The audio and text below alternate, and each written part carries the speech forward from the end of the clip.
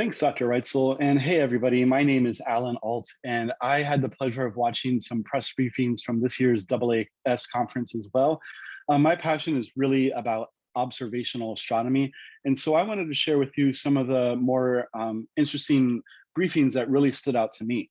Now, the first one was called Unraveling Exoplanet Formation and Evolution with Precise Ages. And this presentation was given by Jacob Hamer from the Johns Hopkins University.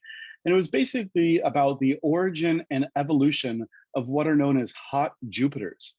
Now, if you take a look at this graph, this is a graph of our solar system, the planets in our solar system. And you can see on the bottom, the x-axis describes the orbital period of these planets, how long it takes them to go around the sun. And the y-axis, the vertical axis on the left side, describes the mass of these planets. And you can see that the planets in our solar system are grouped into two distinct groups.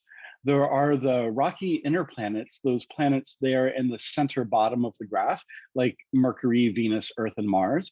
Those planets have relatively shorter orbital periods because they orbit closer to the sun, and they also have lower mass. And then there are the outer giant planets, planets like Jupiter, Saturn, Uranus, and Neptune, and they have relatively longer orbital periods because they orbit further away from the sun, and they also have higher mass. Now, for hundreds, thousands of years, our solar system was the only solar system we knew about, and it informed everything we know about solar system formation. That was until 1995. When the first exoplanet around a sun-like star was discovered. That planet was called 51 Peg B, and you can see it up there in the top left-hand corner of this graph.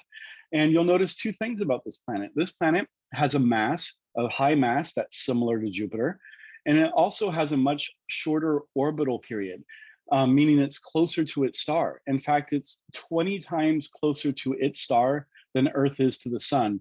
And it only takes 4 days for it to go around its star.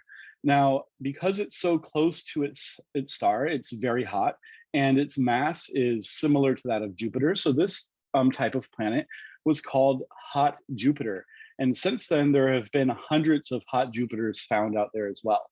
Now, there are some very important questions that remain about these planets. Two of them are, how do hot Jupiters form, and what are their fates? Where do they go? Now, this is what Jacob Hamer's research set out to find. So they noticed that there's a lot of important things about these planets, but one thing that really stands out is they come with two different types of orbits. Some of them, their orbits are aligned. They orbit in flat planes roughly around the equatorial axis of their host star, while other hot Jupiters have more slanted or misaligned orbits that are slanted compared to the equatorial axis of their stars. Now, the question is, do some hot Jupiters form with aligned orbits and some form with misaligned orbits? Or do they all form one way and then over time evolve into something different? So for many years, the leading theory was that younger star systems that had hot Jupiters, their orbits would be misaligned. And then over time, through interactions with their host stars, those orbits would become more aligned. But through many observations, it was actually discovered this was in fact wrong. In fact, the exact opposite is true. It turns out that hot Jupiters and younger star systems have orbits that are aligned, and hot Jupiters and older star systems have orbits that are misaligned with their stars. So again, the question was why? So Jacob Hamer used Gaia data to study the orbits of these hot Jupiters. Gaia is a European Space Agency satellite that studies the precise location of celestial bodies. And it's also very good at helping us determine the age of star systems. And Jacob determined that there are two different ways that hot Jupiters often form. One way is that they form very early on in the planetary formation process of their star systems. They form closer in and they migrate quickly to their location near their host star. And therefore their orbits are very balanced and aligned. But other hot Jupiters sometimes form much further out, much further away from their host star. They take much longer times to migrate in towards their host star. Because they form so far away, their orbits are very often eccentric, just like the orbits of Pluto or many comets in our solar system. Now, he also determined that hot Jupiters often appear in younger star systems. We don't find them very much in older star systems.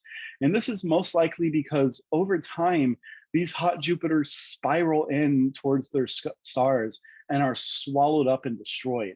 And that's why we don't see them in the older star systems. And this is just fascinating to me. Now, the second briefing that I watched is called the Largest Ultraviolet Survey of Distant Galaxies by the Hubble Space Telescope. And this briefing was given by Jin Wang of Caltech, and he was part of a project called UV Candles. Now, UV Candles stands for Ultraviolet Cosmic Assembly Near Infrared Deep Extragalactic Legacy Survey. Don't you just love those astronomical acronyms? Well, the gist of this is that this was a survey of the night sky done in wavelengths spanning from the ultraviolet to the near infrared. So if you look here, this is samples of the CANDLES survey, the original CANDLES survey done by Hubble without the UV light added. These surveys covered 5 different regions of the sky and observed the sky in mid-optical and near-infrared wavelengths. Combined, these areas cover about the same amount of sky as a full moon would, and they contain over 140,000 galaxies, which is just mind-blowing. Now, if you've ever visited Griffith Observatory, you've probably seen our big picture exhibit, and this was produced with a similar sky survey, but of course, the big picture has a lot more galaxies in it. Now, the UV Candles survey was a new exploration of the original Candles survey, but with ultraviolet wavelengths added in. And the UV Candles survey covered about 60% of the same sky that the original Candles survey covered. You can see those regions here highlighted in green. But this time they added in the UV and the blue optical light. Now, it took Hubble about 10 days to collect all of this data. And to give you an idea of what became visible with this new light, this image you're looking at here is just a small portion of that survey. In fact, you see about 5,000 galaxies in this image. And you'll notice there's a lot of orange and red and yellow, a little bit of green. That's all that mid-optical and near-infrared light coming in. Now, if you pay very close attention, when I switch to the next slide, and I'll switch back and forth between them so you can see what I'm talking about, it's going to add in that ultraviolet and blue optical light. You're going to see this image becomes much more vibrant and a lot more blue light becomes visible. So there it is. Now, this is the same region of the sky, same image, but like I said, with that extra blue and UV light coming in. Now, of course, this is a beautiful, amazing image, but you may also be asking, why is it important to view these distant galaxies in so many different wavelengths of light? Well, that is because UV light specifically is very important because hot, young stars produce lots of UV light. And in fact, it's a little hard to see them in the visible spectrum. Also, some of the earliest stars from the earliest galaxies were so energetic, they produce a type of light known as extreme UV light. So this is important, and I'm going to tell you why, but first, a really quick history lesson.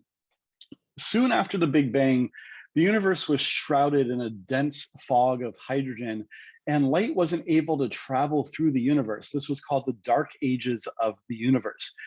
But the extreme ultraviolet light that was emitted by the earliest stars was so energetic that it was able to break through this fog of hydrogen by literally tearing apart those hydrogen atoms or ionizing those atoms. This was a period of time known as reionization.